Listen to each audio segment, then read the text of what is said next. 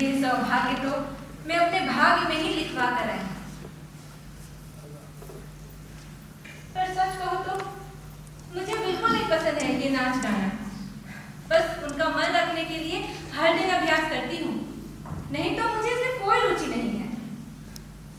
मैं बिल्कुल नहीं चाहती कि इस नगर के चंद संगीत प्रेमियों की आदर करने पर उनके सामने गाऊं या नाचूं। पर माँ मेरे मन को इतनी गहराई से नहीं समझ पाती है।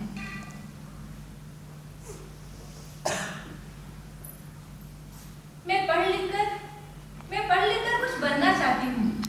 एक कुलीन परिवार की कुलवधू बनना चाहती हूँ। ससुर जी के रूप में पिता का आशीर्वाद पाना चाहती हूँ। सासू जी के रूप में एक ऐसी माँ चाहती हूँ जो मुझे गृहस्थ जीवन की बारीकियों को सिखाए। और पति के रूप में एक पुरुष का प्यार और सम्मान पाना चाहती हूँ। जब मेरी शादी होगी तब सबकी खूब सेवा किया करूंगी। उनकी लंबी आयु के लिए वट सावित्री व्रत रखा करूंगी। रोज सुबह उनके उठने से पहले कपड़े इस्त्री करके रख दिया करूंगी। जब भोजन करके वो उठ जाएंगे तब उनकी जूठी थाली में भोजन किया करूंगी। मैंने सुना है इससे पति पत्नी में प्यार बढ़ता है। और कितना सुंदर होगा वो पल जब मैं माँ बनूंगी। उस नन्हे से जिंदगी को पाकर मैं संपूर्ण हो जाऊंगी।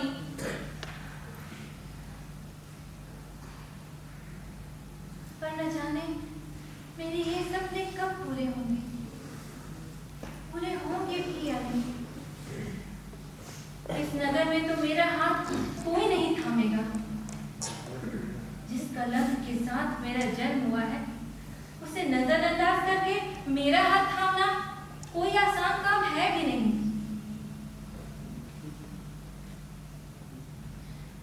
में सोचती हूँ कि माँ के सामने हाथ जोड़कर विनती करूँ और कहूँ कि माँ, मुझे तुम्हारे जैसे नहीं बनना है, मुझसे नाच गाना मत करवाओ।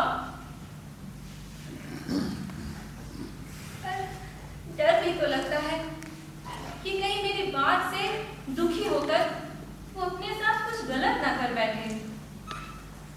इस संसार में मेरे सिवा उनका है ही कौन।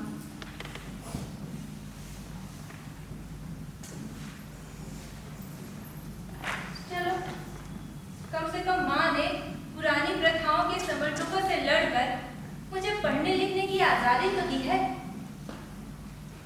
यही बहुत है मेरे लिए।